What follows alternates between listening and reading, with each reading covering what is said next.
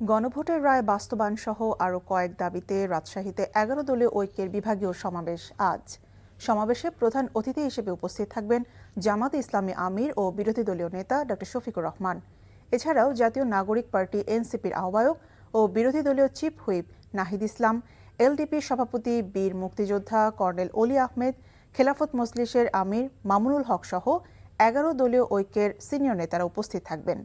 গণভোটের রায় বাস্তবায়ন, জনদুর্ভোগ লাঘব এবং পদ্মার পানির ন্যায্য হিস্যার দাবিতেই বিভাগীয় এই সমাবেশ। ১১ দলীয় ঐক্যের বিভাগীয় সমাবেশের খবর জানাতে সরাসরি যুক্ত হচ্ছেন স্পেশাল করেসপন্ডেন্ট সৌম ও সাজু। সাজু, সমাবেশ কখন শুরু হবে এবং নেতাকর্মীরা আসতে শুরু করেছে কিনা বিস্তারিত আমাদের জানান।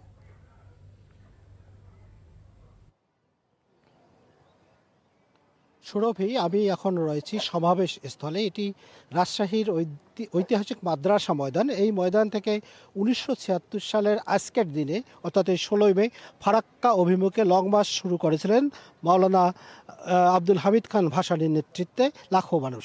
তো আজকে বিরোধী দলীয় যে ১১ দলীয় ঐক্যজোট, তারা এই মাদ্রাসা মাঠে সমাবেশ করছে এবং তাদের যে মূল দাবি, দেশের ৭০% মানুষ যে গণভোট দিয়েছে গত জাতীয় সংসদ নির্বাচনের সময়, সেই গণভোটের রায় তারা বাস্তবায়ন দেখতে চায়। তার সাথে তেল, গ্যাস, বিদ্যুৎ সহ নিত্য প্রয়োজনীয় যে দ্রব্যমূল্য নাগরিক জীবনে জনদুর্ভোগ বাড়াচ্ছে, সেগুলো কমাতে হবে তাদের দাবি, এবং এই পদ্মার পানির ন্যায্য হিস্যা তারা চায়। আপনি যে তথ্যটি জানতে চেয়েছেন, আমরা খোঁজ দিয়ে জেনেছি এরই মধ্যে জামাতে ইসলামীর আমির এবং বিরোধী দলীয় নেতা জাতীয় সংসদের ডক্টর শফিকুর রহমান এমপি, তিনি এরই মধ্যে রাজশাহীতে এসে পৌঁছেছেন।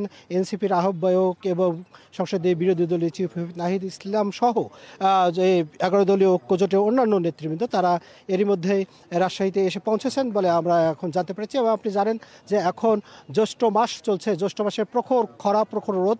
এই রোদের মধ্য দিয়ে আমরা দেখতে পাচ্ছি যে মাঠে এখনও লোকজন না পৌঁছলেও মাঠের বাইরে যে সড়কগুলো রয়েছে, যেখানে গাছ রয়েছে, সেখানে কিছু কিছু লোক তারা এসে সমবেত হয়েছেন এবং এখানে দুপুর ২টায় সমাবেশ শুরু হবে। এবং জামাতে ইসলামী যে নেতৃবৃন্দ, তারা বলছেন যে ২টার মধ্যে এই মাদ্রাসা মাঠ কানায় কানায় পূর্ণ হয়ে যাবে এবং তাদের যে প্রত্যাশা যে রাজশাহী বিভাগের ৮ জেলা নিয়ে যে আজকের সমাবেশ, ৮ জেলা থেকে ২ থেকে ২.৫ লাখ লোক তারা আশা করছেন যে আজকের এই সমাবেশে যোগ দেবেন।